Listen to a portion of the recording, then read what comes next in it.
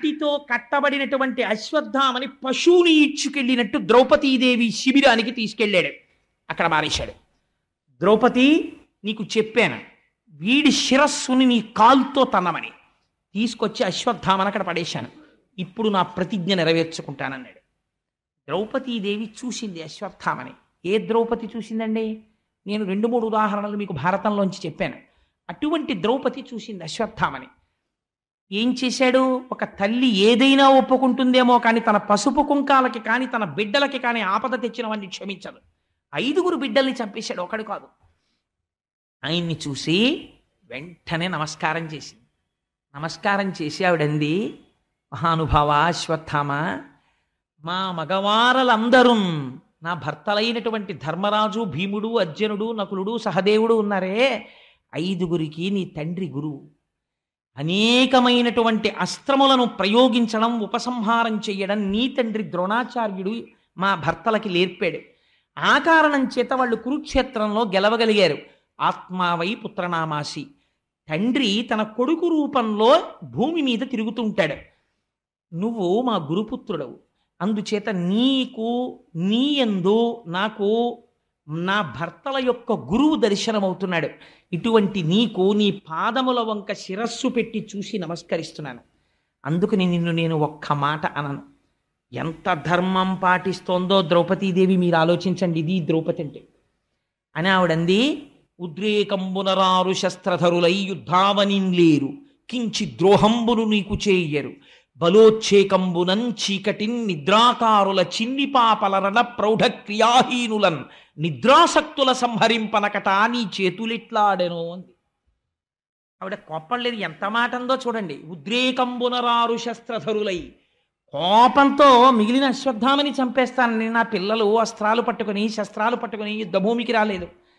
యుద్ధావనింలేరు. పోనీ అమ్మా, పట్టుకు రాకపోతే యుద్ధభూమిలో కనబడ్డారు, చంపేశానందామా? యుద్ధావనింలేరు. కించి ద్రోహంబును నీకు చేయరు. ఇతపూర్వం ద్రోహం చేశారమ్మా, చంపేశానంటావా? నీకు ద్రోహం చెయ్యలేదు.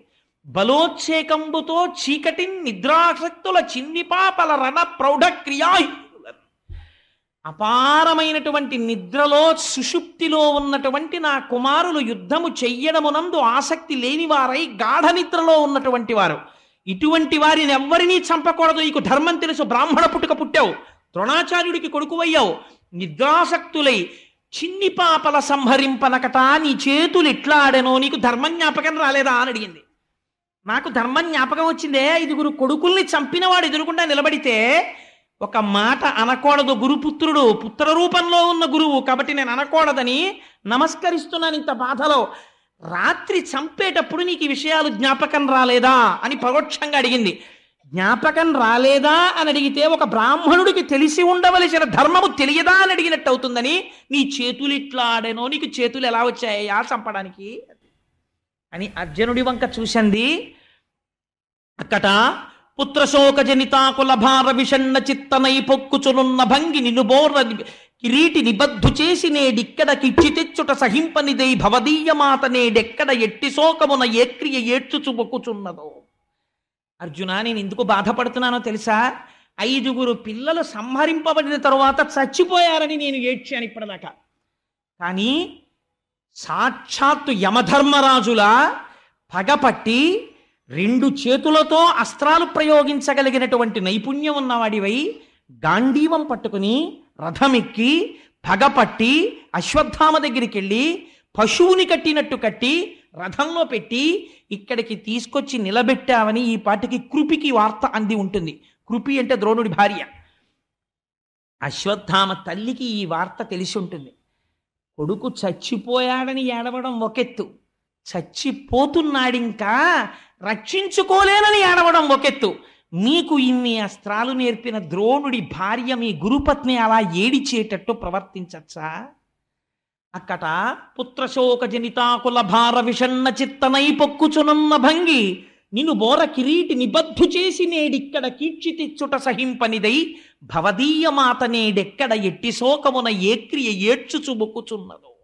అశ్వత్థామ, మీ అమ్మాయి అంత ఏడుస్తోందానయ్యా మహానుభావురాలా కృపి, తలుచుకుంటే నా మనస్సు వికలమైపోతోంది అని అర్జునుణ్ణి పిలిచి, బ్రాహ్మణుడు గురుపుత్రుడు సంహరించకూడదు, ఆయన్ని విడిచిపెట్టేయండి, వెంటనే ఆయనకి కట్టినటువంటి బంధనములను విముక్తి చెయ్యండి అంది. అంటే ఈ మాట భీముడు విన్నాడు. విని ఎక్కడ లేని కోపం వచ్చేసింది. ఏమిటి ద్రౌపది మాట్లాడుతున్నది, ఏమైనా అర్థం ఉందా అసలు? ఎక్కడో నిద్రపోతున్న పిల్లల్ని పట్టుకుని చంపేశాడా ఈ దుర్మార్గుడు? ఇటువంటి వాణ్ణి అక్కట నిద్రించుచున్న పుత్రులని చూడకుండా సంహరించినటువంటి ఈ ద్రోణపుత్రుడైనటువంటి అశ్వత్థామని బాలఘాతకున్ విడువమటంచు చెప్పెడిది వెర్రిది ద్రౌపది, వీడు విప్రుడనే విడువగనేల చంపుడిటు వీనిని మీరలు చంపరేని నా పిడికిటి పోటులం వీని శిరము భిన్నము చేసేద చూడుడిందరు. భీముడు ఇప్పుడు మాట్లాడిన అలాగే ఉంటుంది. తిక్కన గారు విరాట పర్వంలో అంటారు, ఆయన వెళ్ళిన పోస్ట్ ఏమిటంటే వంటలవాడిగా వెడుతూ ఆయన అంటాడు ధర్మరాజుతోటి, పరియ పాపంగ దునియగా విరువవలయు ఎడద కాళ్ళుల చేతుల అణచిపెట్టి అణగి ముక్కలు చేసి పొయ్యిడుదు గాని కత్తి గొడ్డలి అడగని కట్టియలకు అన్నాడు. తిక్కన గారి పద్యాలు. అన్నయ్య, నేను వంట ఎలా చేస్తానో తెలుసా? పెద్ద పెద్ద మొద్దులు పట్టుకొచ్చి నా భుజాబలంతో చీల్చేసి నా గుండెల మీద పెట్టి విరిచేసి నా తొడల మీద పెట్టి నొక్కేసి పొయ్యిలో బారేసి వంట చేస్తాను తప్ప కత్తి గొడ్డలి బుచ్చుకోనన్నయ్య కట్టెలు కొట్టడానికి అన్నాడు. దిక్కుమాలిన కట్టెలు కొట్టడానికి అంత పౌరుషం ఎందుకండి? ఆయన పౌరుషం అటువంటిది. అందుకని ఆయన అన్నాడు భీమసేనుడు, బాలఘాతకున్ విడువమటంచు చెప్పెడిది వెర్రిది ద్రౌపది వీడు విప్రుడే విడువగనేలా చంపుడిటు వీనిని మీరలు చంపరేని నా పిడికిటి పోటులన్ వీని శినము భిన్నము చేసేద చూడుడిందరు. వీడు పిల్లల్ని చంపేసినవాడు, వీడు నిద్రపోతున్న పిల్లల్ని చంపేసినవాడు గురుపుత్రుడు వదిలేయమంటుంది ద్రౌపది. వెర్రిది, దానికి తెలియదు పాపం. చంపేవతల నారాయణ వీణ్ణి. మీ అందరికీ అనుమానమా? గురుపుత్రుడు చంపకూడదు అనుకుంటున్నారా? అలా అనుకుంటే చెప్పేయండి, భయం లేదు. నా పిడికిటి పోటులన్ అంటే వెక్కిరిస్తున్నాడు అర్జునుడిని. ఎందుకయా నీ గాంధీవం దిక్కుమాలింది కాల్సనా? నాకు గాంధీవాలు బాణాలు అక్కర్లేదయా. ఎలా చంపేస్తానో తెలుసా? నా పిడికిటి పోటులన్ 4 గుద్దులు గుద్దేస్తానా తలకాయ మీద. తలకాయలు కదా కోసేశాడు, తలకాయ ముక్కలైపోతుంది. చూతురు కానీ చూడండి, మీరు చంపుతారా నేను చంపేనా అన్నాడు. అంటే ఇప్పుడు మాట్లాడడం ధర్మరాజుకు కూడా కష్టమే, భీముడికి ఆగ్రహం వచ్చేస్తే. కృష్ణుడు అన్నాడు, అర్జున నేను నీతో ఒక మాట చెప్తాను, చాలా జాగ్రత్తగా విను నేను చెప్తున్నటువంటి మాటని. అవ్యుడు కాడు శిశుహంత దురాత్మకుడు అతతాయి. కృష్ణుడు మాట్లాడితే ఎలా ఉంటుందో భాగవతంలో మీరు చూడాలి. ఆ అంధీకరించినటువంటి పోతనగారి పాదపద్మములకు శిరస్సు ఉంచి నమస్కరించాలి మహానుభావుడు. అవ్యుడు కాడు శిశుహంత దురాత్మకుడు అతతాయి, బ్రహ్మబంధుడది తప్పదు నిక్కము, బ్రాహ్మణోన హంతవ్యమటంచు వేదము పలికెడు కాన ధర్మబుద్ధి కర్తవ్యము వీనికాచుట యథాస్థితి చూడుము పండవోత్తమ అన్నాడు. అర్జున నేను నీకో మాట చెప్తాను, నువ్వు ప్రతిజ్ఞ చేశావు. ఏమని ప్రతిజ్ఞ చేశావు? ఎవడు ఉపపాండవుల్ని సంహరించాడో వాడి తల కత్తిరించేస్తానని ప్రతిజ్ఞ చేశావు. నేనంటున్నాను, అవ్యుడు కాడు శిశుహంత దురాత్మకుడు అతతాయి, వీణ్ణి క్షమించవలసినటువంటి పని లేదు. ఒక పెద్ద బిరుదిచ్చాడు కృష్ణ పరమాత్మ, అతతాయి. అతతాయి అంటే ఇల్లు కాల్చేసేవాడు, విషం పెట్టేవాడు, హత్యలు చేసేవాడు, ఇలాంటివన్నీ అతతాయి అని పిలుస్తారు. బుద్ధినందు కలిగేటటువంటి ఆ ఉద్రేకాన్ని అణుచుకోకుండా ధర్మాధర్మ విచక్ష లేకుండా ప్రవర్తించేవాడు. అటువంటి ఆతతాయి హంతవ్యుడు, కాబట్టి చంపి అవతల పారేయచ్చు. కానీ బ్రహ్మబంధుడది తప్పదు నిక్కము. ఆయన బ్రాహ్మణుడు, అది నిజం. ద్రోణాచార్యుడి యొక్క కొడుకు. బ్రాహ్మణోన హంతవ్యమటంచు వేద విదితంబగు. వేదం ఏం చెప్తోంది? బ్రాహ్మణుణ్ణి చంపకూడదని చెప్తోంది. వేదం ఎవరు చెప్పారండి? వేదం ఎవరు రాయలేదు. ఎవరు చెప్పారు? ఈశ్వరుడి యొక్క పలుకే వేదం. అందుకే శృతి, దాన్ని ఎవరు రచించలేదు. వేదం అపౌరుషేయము. కాబట్టి ఎవరు చెప్పారు? కృష్ణుడే చెప్పాడు, ఈశ్వరుడు కాబట్టి. కాబట్టి నేనేం చెప్పాను? బ్రాహ్మణుణ్ణి చంపద్దని చెప్పాను. నేను ఇప్పుడు ఏం చెప్తున్నాను? వీడిని చంపేయమని చెప్తున్నాను. ఎందుకు చెప్తున్నాను? ఆతతాయి చంపేయమన్నాను. బ్రాహ్మణోన హంతవ్యమటంచు వేద విదితంబగు. నేనే వేదంలో చెప్పాను. ఏమని చెప్పాను? ఎన్ని తప్పులు చేసినా బ్రాహ్మణుణ్ణి చంపకూడదని చెప్పాను. కాబట్టి అర్జున నువ్వేం చేస్తావో తెలుసా? ధర్మబుద్ధి కర్తవ్యము విని కాచుట. ఆతతాయి కాబట్టి చంపేయాలి, బ్రాహ్మణుడు కాబట్టి క్షమించాలి, చంపకూడదు. అది నేనే చెప్పాను, ఇది నేనే చెప్తున్నాను, ఈ రెండు నేనే చెప్పాను. కర్తవ్యము వినికాచుట యథాస్థితి చూడుము పాండవోత్తమ, ఇప్పుడు ఏం చేయాలో అది నువ్వు చెయ్యి అర్జున అన్నాడు. ఏమిటండి మాట ఈ పద్యం, ఏమైనా అర్థం ఉందా అసలు? ఈ వెంటనే అర్జునుడు ఏమన్నారు, ఏమండే మాస్టర్ మీరు ఏదైనా మాట్లాడితే ఏదో ఓటు మాట్లాడండి, చంపే అనైనా చెప్పండి, సంపద్దు అనైనా చెప్పండి, మాకు మీరంటే గౌరవం. సంపద్దు అంటారా, వదిలేస్తాను అశ్వత్థామని. చంపే అంటారా, చంపేస్తాను. బ్రాహ్మణోన హంతవ్యము సంపద్దని నేనే చెప్పాను, ఆతతాయి చంపేమని నేనే చెప్తున్నాను. ఏది చెయ్యాలో అది చెయ్యటేమిటి? మరి అలాంటప్పుడు ఈ రెండు చెప్పడం ఎందుకు అనాలి అర్జునుడు. ఈ మాటలు కృష్ణ పరమాత్మ చెప్పిన తర్వాత అర్జునుడు ఏం చేశాడోట తెలుసా అండి? ఏమి రచనండి పోతన గారిది. విశ్వస్తుత్యుడు చక్రశూనుడు మహావీరుండు ఘోరాసిచే అశ్వత్థామ శిరోజముల్ తడిగి చూడాంతర్మహారత్నమున్ శిశ్వత్కీర్తి వెలుంగ పుచ్చుకొని పాశవ్రాత బంధంబులన్ విశ్వాసంబున ఉచ్చిత్రోచ శిబిరోర్వీ భాగంబునన్ బాషిపోన్నన్నాడు. విశ్వస్తుత్యుడు లోకమంతటి చేత స్తుత్యుడు ప్రశంసింపబడినవాడు. విశ్వం శ్రీ మహావిష్ణువు యొక్క పేరు. నారాయణుడు సంతోషించేటట్టు ప్రవర్తించగలిగిన ప్రవర్తన ఉన్నవాడంటే ధర్మములో ప్రవర్తిస్తున్నాడు. ఇవాళ అర్జునుడు ఎలా ప్రవర్తిస్తున్నాడు? బ్రాహ్మణ కుమారుడు చంపకూడదు, ఆతతాయి చంపేయాలి. ఇప్పుడు చంపకూడదు చంపాలి రెండు వచ్చాయి కాబట్టి చంపినంత పని చేసి చంపకుండా వదిలేయాలి, అది దాని అర్థం. కాబట్టి ఏం చెయ్యాలి? పూర్తి ముండనం చేసేయాలి. బ్రాహ్మణుడయ్యుండి పిలక లేకుండా ముండనం ఎలా చేసేస్తారు? బ్రాహ్మణుడిని గుర్తేమిటి? శిఖ ఉండాలి. చిన్న జుత్తైనా ముండనం చేయించుకునేటప్పుడు పిలక ఉంచుకొని ముండనం చేయించుకోవాలి. ఆ తర్వాత కొంచెం పెరిగిన తర్వాత కలిసిపోతే వాడి దోషం కాదనుకోండి. అందుచేత చిన్న పిలకుంచుకుని ఉండనం చేయించుకోవాలి, అంతేగాని పూర్ణ ఉండనం చేయించుకోకూడదు. అందుకని పూర్ణ ఉండనం చేసేయాలి. చేసేస్తే వాడు చచ్చిపోయినట్లు లెక్క. అందుకని చెప్పి ఇప్పుడు ఏమైంది? విశ్వస్తుచ్యుడు శక్రశూరుడు మహావీరుండు ఘోరాసిచే ఒక కత్తి ఒకటి తీశాడు. తీసి తనంత తాను తన తేజస్సు పోగొట్టేసుకున్నాడు అశ్వత్థామ. ఎప్పుడు పోగొట్టేసుకున్నాడు? ఉపపాండవుల్ని ఎప్పుడైతే ధర్మం తప్పి చంపాడో అప్పుడే కాంతిహీనుడైపోయాడు. ఇప్పుడు కొంత కాంతి ఇంకా మిగిలింది. ఎందుకు మిగిలింది? పుట్టుక చేత అశ్వత్థామకి శిరస్సు మీద ఒక మణి ఉంది. ఆ మణి కాంతి శరీరం అంతా కొడుతోంది. ఇప్పుడు చంపినంత పని చేసి చంపకుండా వదలాలి. అలా వదలడంలో ధర్మం ఉంది. ఇప్పుడు ఈ ధర్మాన్ని పాటిస్తున్నాడు. అందుకని విశ్వస్తుత్యుడు. ఎంత గొప్ప మాట చూడండి. పొగిడాడా కృష్ణుడు? పొగడక్కర్లేదు, లోపల పొగుడుకుంటున్నాడు. నా దగ్గర ఏమి ధర్మాన్ని నేర్చుకున్నాడు రా నా శిష్యుడు. కృష్ణం వందే జగద్గురుం. అయితే భగవద్గీత చెప్పాక ఏమర్థమైనట్టు అర్జునుడికి? విశ్వస్తుత్యుడు శక్రశూరుడు మహావీరుండు, తలుచుకుంటే చంపగలిగిన వాడు శత్రువుని. చంపలేదు. ఘోరాసిచే ఒక కత్తిని పైకి తీశాడు. ఇది ఘోరాసి, సామాన్యమైంది కాదు. ఎంతమంది నెత్తురు తాగిందో ఆ కత్తి. అటువంటి కత్తిని ఇవాళ దేనికి వాడుతున్నాడు? రక్తం కళ్ళ చూడవలసిన వాడిని రక్తం చూడకుండా అతి హేయమైనటువంటి క్షురక వృత్తికి వాడుతున్నాడు. దేనికోసం? ధర్మం కోసం. ఘోరాసిచే అశ్వత్థామ శిరోజముల్ తరిగి, అశ్వత్థామకున్న జుత్తంతా తీసవతల పారేశాడు. చూడాంతర్మహారత్నమున్ శశ్వత్కీర్తి వెలుంగ పుచ్చుకొని ఆ తలలో ఉన్నటువంటి మణిని ఊడబెరికి తను గుచ్చేసుకున్నాడు. బంధంబులన్ విశ్వాసంబున ఊడ్చి త్రోచే. ద్రౌపదీదేవి చెప్పింది కదా, నువ్వు ఎప్పుడైతే అశ్వత్థామని బంధించి తీసుకొచ్చావో నినుబోర కిరీటి నిబద్ధు చేసి నేడిక్కడకిచ్చి తెచ్చుట సహింపని దైభవదీయ మాత నేడెక్కడ ఎట్టి శోకమున యక్రియ ఎచ్చుచు బొక్కుచున్నదో. బంధనాలు విడిపించమంది. అందుకని ఆ బంధనాల్ని విప్పేశాడు. విప్పేసి ఊడ్చి త్రోచి శిబిరోర్వీభాగంబునన్ బాషిపోన్. ఒక్క తోపుతో శోతలు మారేశాడు. శిబిరం బయటికి వెళ్ళి పడిపోయాడు అశ్వత్థామ.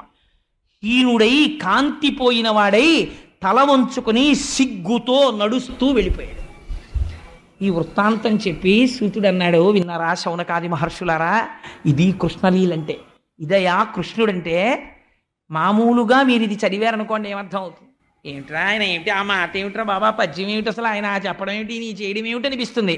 ఏ కృష్ణ పరమాత్మ దగ్గర కూర్చున్నాడో అర్జునుడు, ఆయన అనుగ్రహము కలగడం చేత ధర్మం అంటే ఏమిటో తెలిసింది. ధర్మం అంటే ఏమిటో తెలిసినటువంటి కారణం చేత ధర్మో రక్షతి రక్షిత.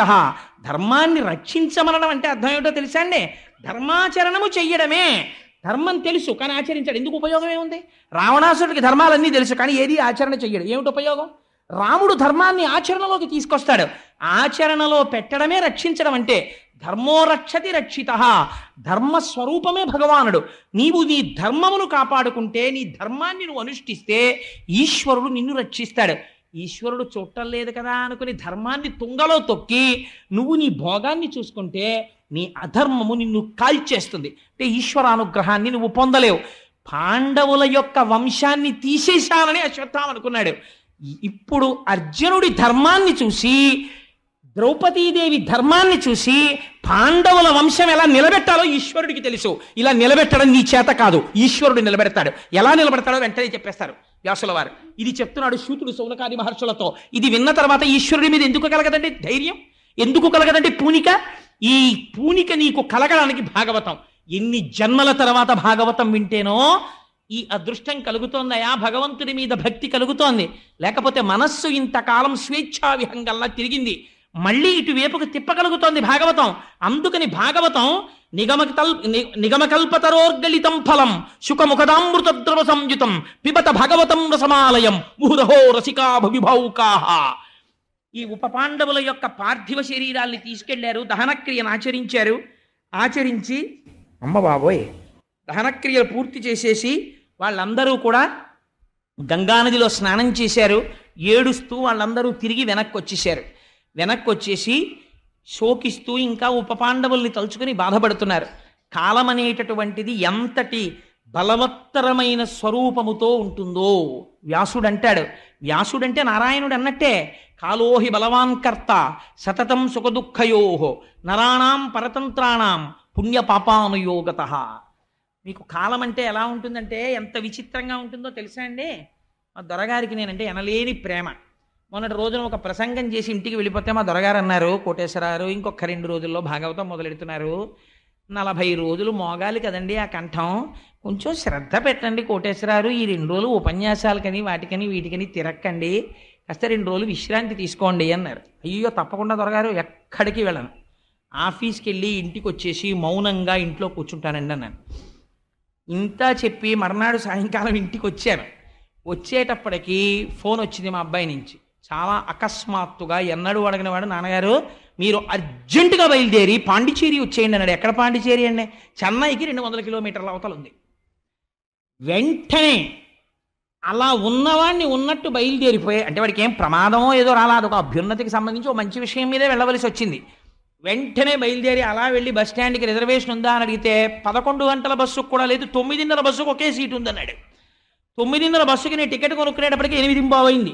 జేబులో డబ్బులు లేకపోతే సెల్లోంచి మా ఆవిడకు ఫోన్ చేసి డబ్బట్టుకు రమ్మని టికెట్ కొనుక్కుని ఇంటికి వచ్చి గబగబా కాస్త పెరుగన్నం తినేసి వెంటనే లేచి 2 ప్యాంట్లు చొక్కాలు పెట్లో పడేసుకుని వెళ్ళి బస్సు ఎక్కేసి 3 గంటలకి విజయవాడలో దిగి రిక్షా ఎక్కి స్టేషన్కి వెళ్ళేటప్పటికి Charminar express is ready to leave from platform number 6 అన్నాడు.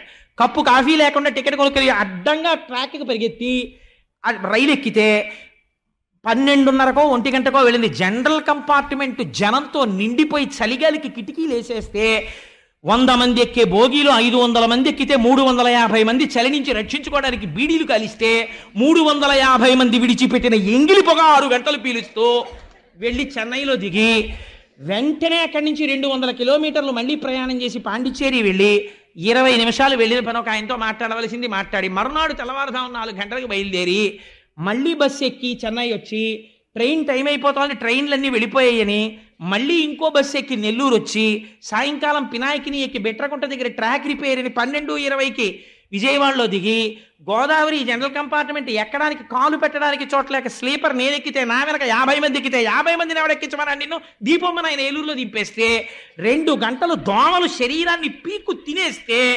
4ంటికి గౌతమి జనరల్ కంపార్ట్మెంట్ ఒంటికాలు మీద నిలబడి 7:15కి కాకినాడలో దిగి ఇంటికి వెళ్ళి మా దొరగారిని చూసి దొరగారు 2 రోజులు విశ్రాంతి తీసుకోమంటే పూట అన్నం లేకుండా తిరిగారండి, నిద్ర లేకుండా. మీరేమంటారు అప్పుడు? మీ చేతిలో ఉందా? కాలోహి బలవాన్ కర్త సుతతం సతతం సుఖదుఃఖయో నరాణాం పరతంత్రాణం పుణ్యపాపానుయోగత. నాకు ఈ శ్లోకం గుర్తొచ్చి భీష్మస్తుతి జ్ఞాపకానికి వచ్చింది. అసలు యథార్థంగా ఈ ఘట్టం తర్వాత భీష్మస్తుతి చెప్పేయాలి, కానీ చెప్పట్లేదు, నేను దాన్ని దాచేశా. ఎందుకో తెలుసా అండి? ఎలాగో అనుకోకుండా భాగవతం ఒక అద్భుతమైన కాలంలో నడుస్తోంది, ఉత్తరాయణ పుణ్యకాలంలో. భీష్మ ఏకాదశి నాడు సాయంకాలం భీష్మాచార్యుల వారి గురించి భీష్మస్తుతి గురించి చెప్తాను. విని మనం తరించిపోదాం ఆ భీష్ముడి గురించి. ఆ రోజున గోపాలకృష్ణ గారు దేవస్థానం పాలక మండలి వారు అద్భుతమైన కార్యక్రమాలు పెడుతున్నారు. వైదికంగా సశాస్త్రీయంగా ఎలా చెయ్యాలో అలా సత్యనారాయణ వ్రతాలు చేయించి విష్ణు సహస్రనామ స్తోత్ర పారాయణలు చేయించి ఎన్ని వందల మంది వస్తే అంతమందికి పలహారాలు పెట్టి పురుషార్థం పడాలి కాబట్టి ఒక్క సత్యనారాయణ వ్రతానికి మాత్రం ఏదో టికెట్ పెట్టి, అవి కూడా వెరీ లిమిటెడ్ విషయమండి, ఏదో మంటపం పట్టినని టికెట్లే, అంతమందిని కూర్చోబెట్టలేరుగా, వ్రతానికి పారాయణకి కూర్చోబెట్టగలరు. అందుకని ఇంత పెద్ద క్రతువు భీష్మేకాదశి చేయాలనుకున్నారు. ఇంకా చెప్పకండి, ఫైల్ కాన్ఫిడెన్షియల్ అన్నారు. నాకు ఆ మాటకు అర్థం తెలియదు ఇంగ్లీష్లో, అందుకని చెప్పేశాను గోపాలకృష్ణ గారు, నన్ను మన్నించండి, మీరు అలాంటివి చెప్పేటప్పుడు రహస్యం అని చెప్పాలి నాకు. సరే, అందుచేత ఏమైంది, కాలోహి బలవాన్ కర్త సతతం సుఖదుఃఖయోహో. కాలం ఏం చేస్తోంది, బలవత్తరమైన రూపంతో సుఖదుఖాల్ని ఇచ్చేస్తోంది.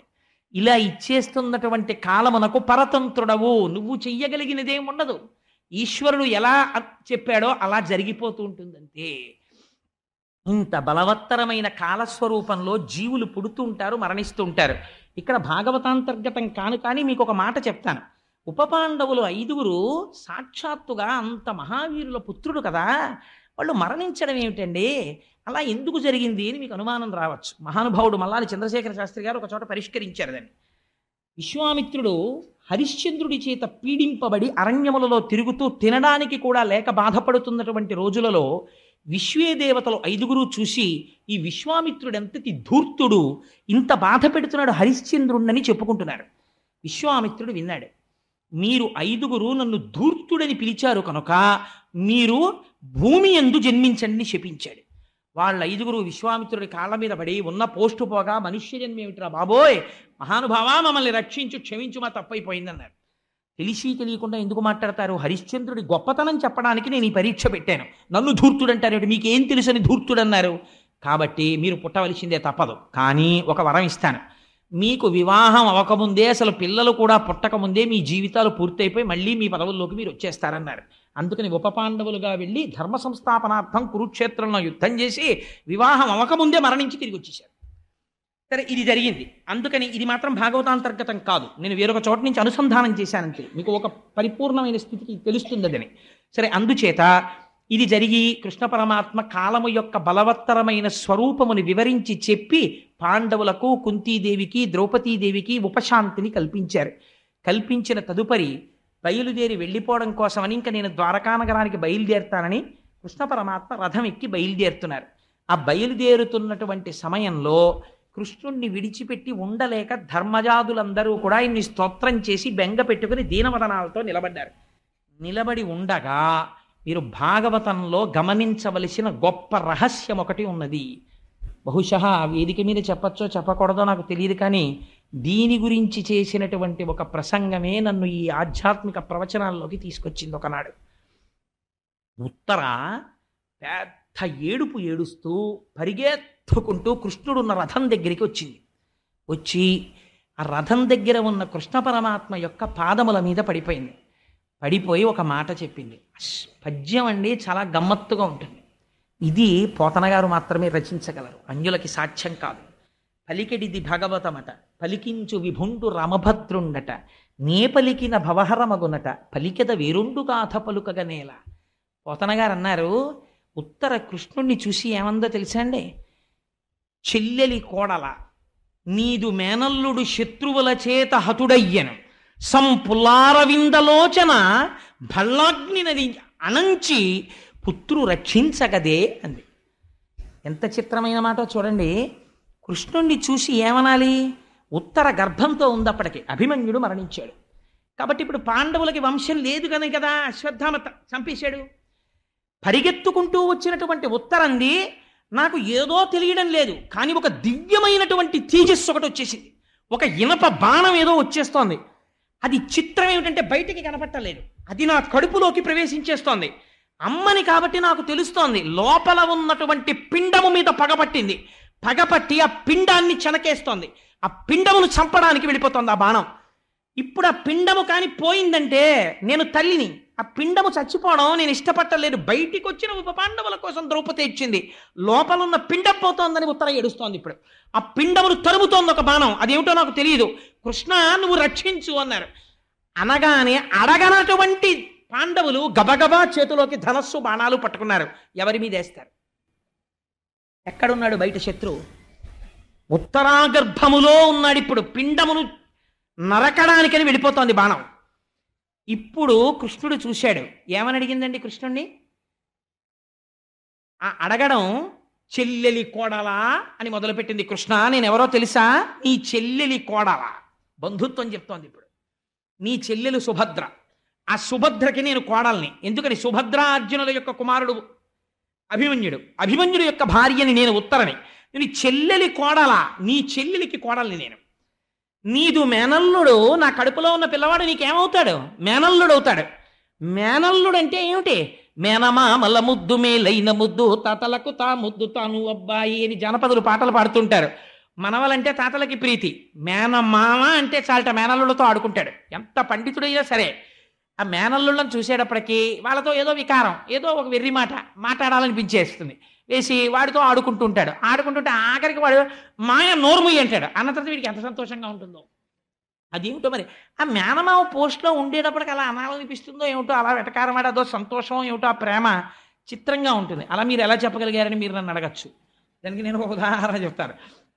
మా గృహప్రవేశానికి మా చెల్లెలి కొడుకు మా చెల్లెలి కుటుంబంతో వచ్చింది. వాడు ఇంత ఉంటాడు, చిన్నవాడు.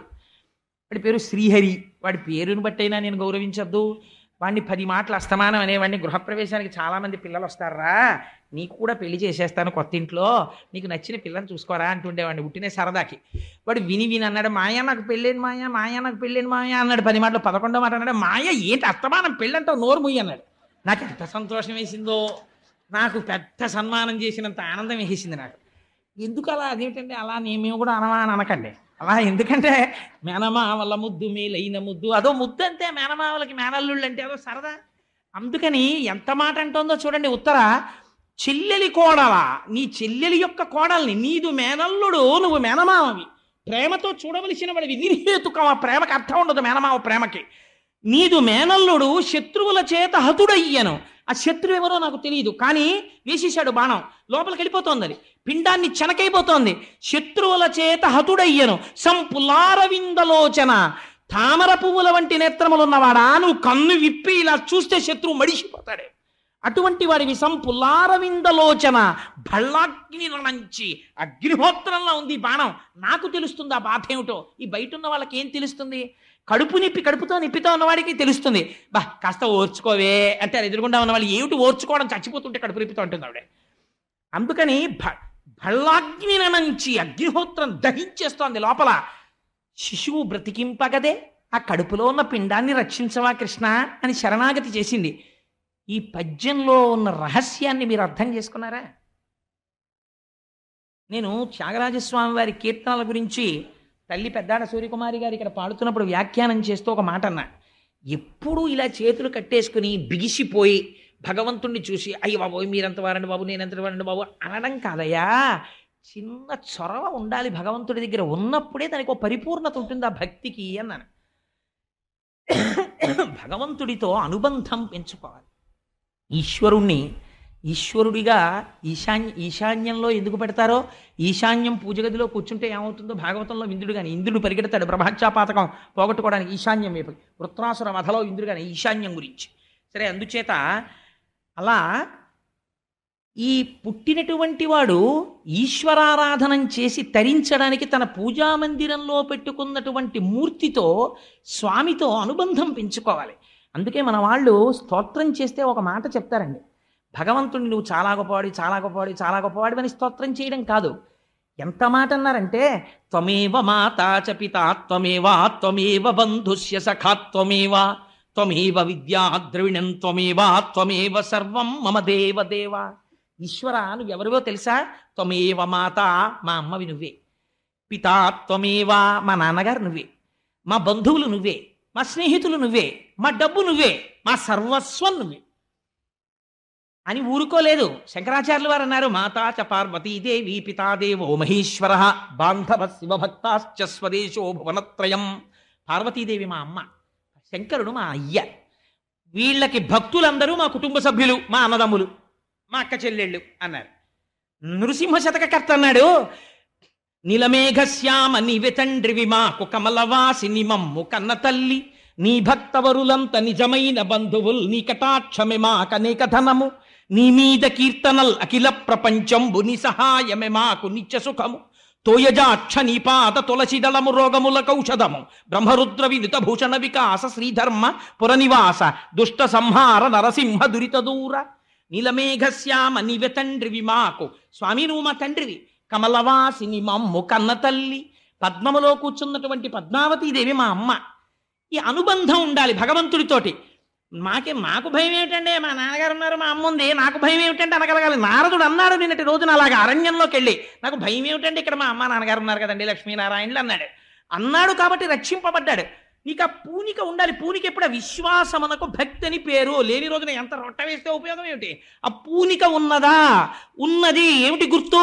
ఈ అనుబంధంతో ఇంతమంది గాంధీవం ఉన్నటువంటి అర్జునుడు ఉన్నాడు. చేత గదది ధరించి తిప్పితే అగ్నిహోత్రాన్ని పుట్టించగలిగిన భీమసేనుడు ఉన్నాడు. నకుల సహదేవులు ఉన్నారు. అజాతశత్రువైన ధర్మరాజు ఉన్నాడు. 5గురు మామగారులు అక్కడ నిలబడి ఉన్నారు. 5గురి మామగారుల కాళ్ళు పట్టుకోలేదు. నీ వాళ్ళు నిన్నేం రక్షిస్తారు? నువ్వు మా మామగారు అంతవాడండి, మా బావగారు ఇంతవాడండి, మా మరిది గారు ఇంతవాడండి అని స్తోత్రం మాని. నీ రక్షణ ఎక్కడుందో తెలుసా? నీ ఇంటి ఈశాన్య దిక్కునుంది. నీ స్వామిని నమ్ముకోవడం నేర్చుకో. అలాగని మా బావగారి గురించి ఎందుకంటే అనవసరం అనకు. నీ బావగారిని భగవంతుడిగా చూసుకో. కానీ లోపల పూనికతో మాత్రం ఈశ్వరుడికి శరణాగతి చేయడం నేర్చుకో. వాడు నీకు రక్షకుడు, అన్యులు రక్షకులు కారు. అందుకని ఆవిడ పాండవుల్ని ప్రార్థన చేయలేదు, కృష్ణుడిని ప్రార్థన చేసింది. చెల్లెలి కోడల ఎన్నో తరంలోదండి ఉత్తర? పాండవుల యొక్క కుమారుడైన అభిమన్యుని యొక్క భార్య ఉత్తర, అంటే కోడలు. కాబట్టి పాండవుల యొక్క తర్వాత తరంలోది ఉత్తర. కానీ ఈశ్వరానుగ్రహము, ఇంటి రక్షణ ఎక్కడ ఉంటుంది? వంశం నిలబడడం ఎక్కడ నిలబడుతుందంటే ఇంటికొచ్చిన కోడలికి ఉన్న భక్తి యందు వంశము నిలబడడం అన్నది ఉంటుంది. కోడలు తీసుకొచ్చే కట్నం, కోడలికి వెనకాల ఉన్నటువంటి పరివారం, కోడలకు వచ్చిన ఇంగ్లీషు, కోడలకున్న సీరియల్ నాలెడ్జి, కోడలకున్నటువంటి టీవీ నాలెడ్జి క్రైటీరియాగా తీసుకుని కోడల్ని ఇంటికి తెచ్చుకుంటే ఆ తర్వాత అత్తకి కోడలకి పడకపోయి వీధిలోకి వచ్చి అల్లర్లు పడిపోతే వచ్చిన ఇబ్బంది ఏంటి? ఉపయోగం ఏముంది? కోడల్ని తెచ్చుకునేటప్పుడు జాగ్రత్తగా చూసుకోవాలి. నీ ఇంటి పూజా మందిరాన్ని నిలబెట్టుకోగలదా?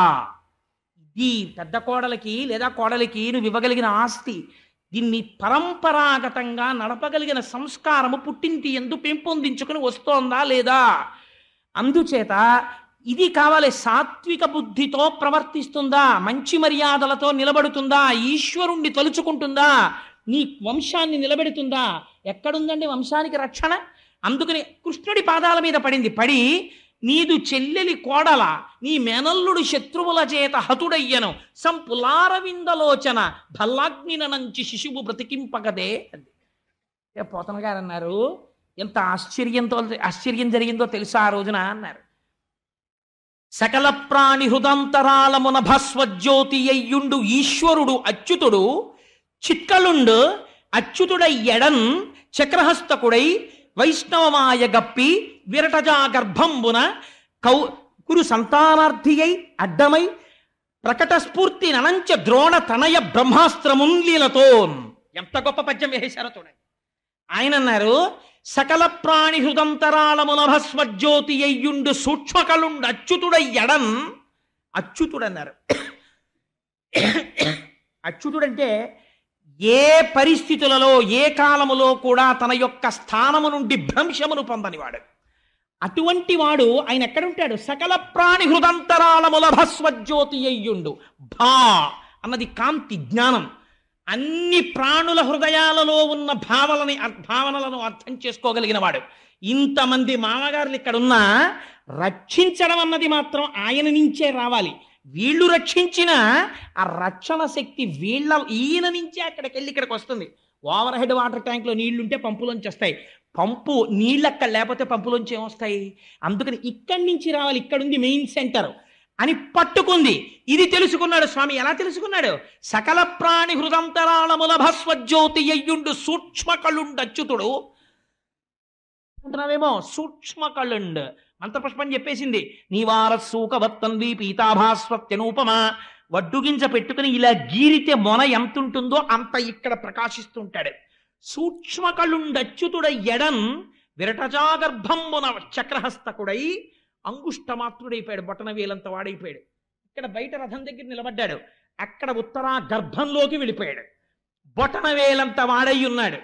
పట్టు పీతాంబరం కట్టుకున్నాడు. చతుర్భుజుడయ్యాడు, చేతిలో చక్రం పట్టుకున్నాడు, ఒక చేతితో గదని ఇలా తిప్పుతున్నాడు. ఇలా గదని తిప్పుతున్నవాడు ఎంతున్నాడు? బొటన వేలంతున్నాడు. కడుపులో పడుకున్న పిండం ఏమంటోంది?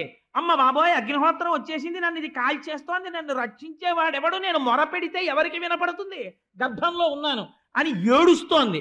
ఈయన ఆ పిండానికి ఎదురొచ్చాడు. ఎవరు వేశాడు? అశ్వత్థామ వేసేశాడు మళ్ళీ బ్రహ్మాస్త్రం. ఎవరిని చంపడానికి? ఇంకా కడుపులో మంట మిగిలిపోయాడు, ఒక్క నలుసు ఉత్తరాగర్భంలో. ఆ పిండము సంహరింపబడాలని వేసేశాడు. వచ్చేసింది లోపల ఉన్న పిండం మీద. ఇప్పుడు ఎక్కడికి వెళ్ళాడు కృష్ణ పరమాత్మ? ఉత్తరాగర్భమునందు పెరుగుతున్నటువంటి పిండము యొక్క ముందు భాగమునందు అంగుష్టమాత్రుడై నిలబడ్డాడు. గదని తిప్పుతున్నాడు. చక్రహస్తకుడై వైష్ణవమాయ కప్పి, ఇదో గొప్ప మాట. వైష్ణవమాయని ప్రకటించాడు.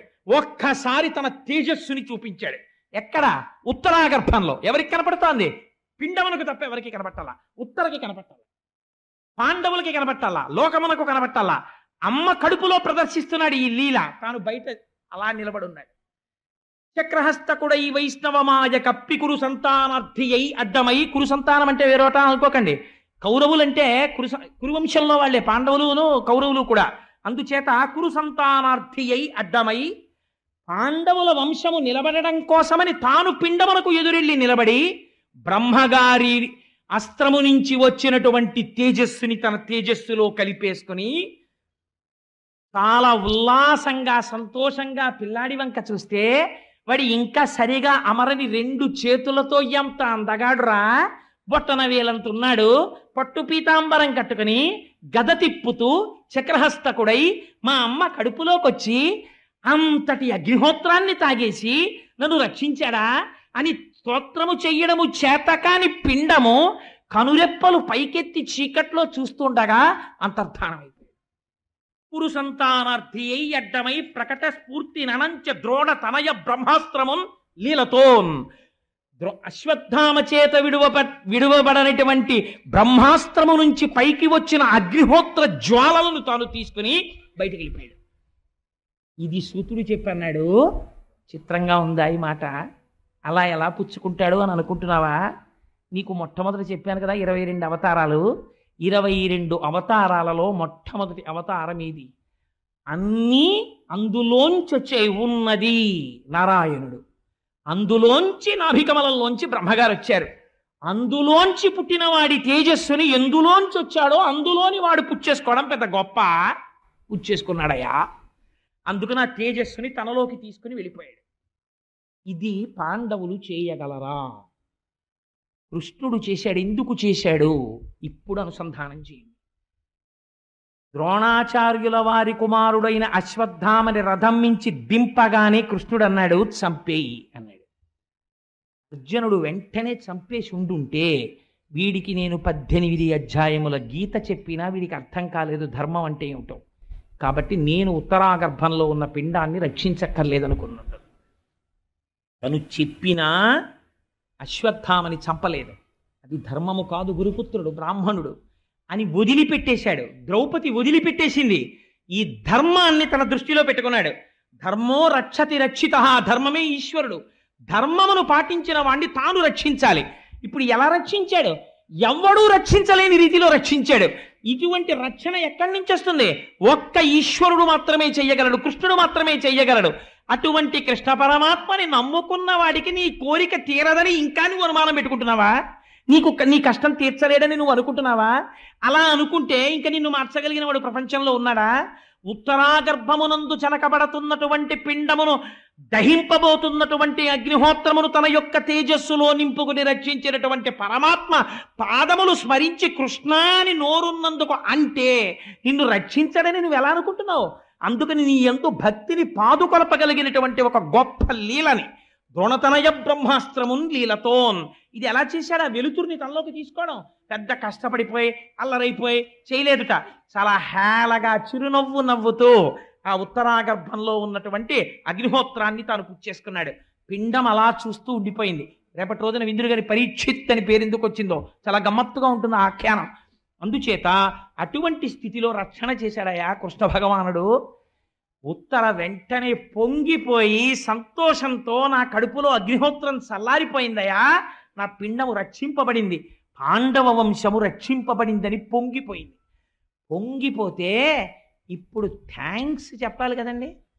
ఎవరు చెప్తారు? మనం అయితే ఏమంటాం, చాలా థ్యాంక్స్ అండి బాబు, నిజంగా చాలా గొప్ప పని చేశారు, వచ్చే ఆదివారం నాడు మీకు పార్టీ ఏర్పాటు చేస్తాను సార్, అయితే 1,00,000 తులసి ఏర్పాటు చేస్తాను సార్ అని కదా మనం అనాలి. ఇలాంటి మాటలు ఎంత లూజ్ అంటారే ఇంగ్లీష్లో, ఎంత హేయంగా ఉంటాయో. అసలు స్తోత్రం అంటే ఏమిటో, అసలు భగవంతుణ్ణి కుంతీదేవి ఆ రోజున ఏమని ప్రార్థన చేసిందో, నిజంగా కుంతీదేవి స్తోత్రము వింటే ఓహో ఇదనమాట మన జీవితంలో నేర్చుకోవలసిన పద్యాలు, మనం చెప్పుకోవలసిన పద్యాలు. ఇది స్తోత్రం అంటే, ఇది కృతజ్ఞత అంటే, ఇది జీవితం అంటే ఎలా బ్రతకాలో చూపిస్తుంది కుంతీదేవి. చేస్తుంది ప్రార్థన, రేపటి రోజున అవతరిద్దురు కానీ.